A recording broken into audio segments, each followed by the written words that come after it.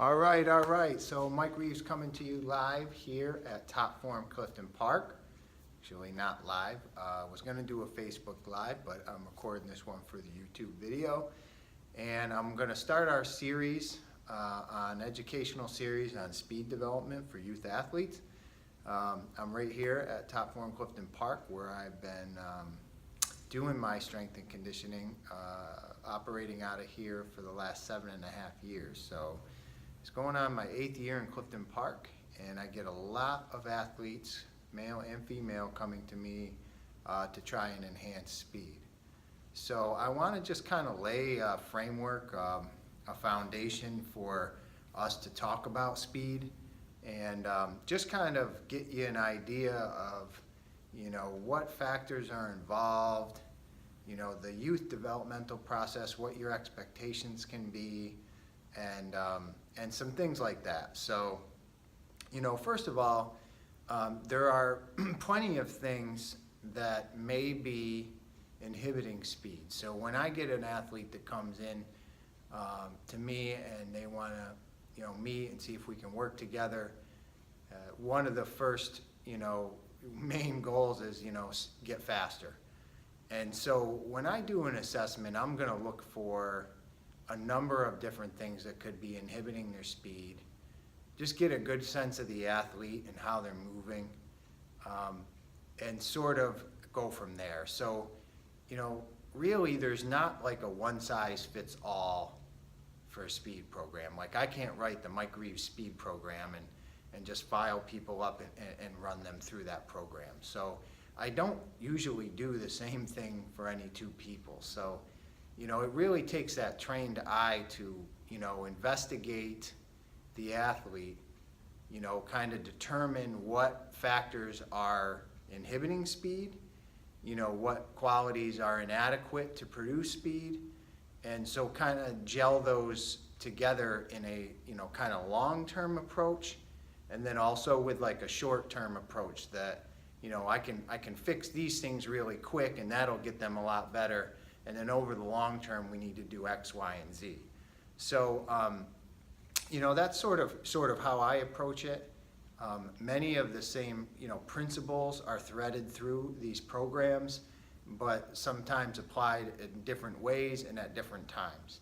A couple of things off the top of my head that I know are always, they're pretty prevalent in the youth, at least the youth male clientele that I get, is that we have some flexibility problems, especially during the adolescent growth period, that are inhibiting stride length, making it difficult, and making them a little apprehensive to get low in directional changes because they're so tight, inadequate. Also, another thing I see a lot of is inadequate strength in the muscles that drive acceleration. So, that's, kind of the glutes and the hamstrings aren't taking on, what they should be in a sprint, in the sprinting action. So, that's very common.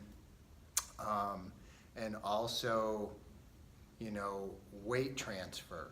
So if you're, we have a lot of field and court sport athletes, and directional speed changes is very different than sprinting in a straight line. So you have those center of gravity issues with weight transfer and body position and that sort of thing. So those are very common, as well as the number one things with the younger kids is probably the ability to slow themselves down and have core control. Have that core strength to resist the urge to overflex, overextend, or, kind of rotate or move side to side. So, those are the main things that I see with the younger kids.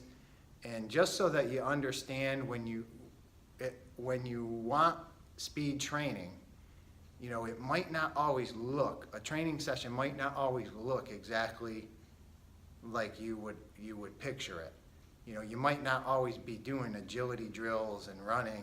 There's quite a bit, it's multifactorial, so there's quite a bit else that needs to happen to get good results other than running speed drills. You know, it's really a neural quality at its core speed, so there's quite a bit that has to be threaded together to produce a speed athlete. So, you know, I'm going to give some examples and follow this up with some good exercises and best practices for you to try to thread a few things into your routine. But if you want help with that, you can certainly, you know, send me a PM. You know, if you want to run your strength and conditioning program by me and tell me your goals, and I can give you some advice on that. Or you can come see me at Top Form, and I'd be happy to consult with you and see what we can do. All right, until next time, I'll catch you later.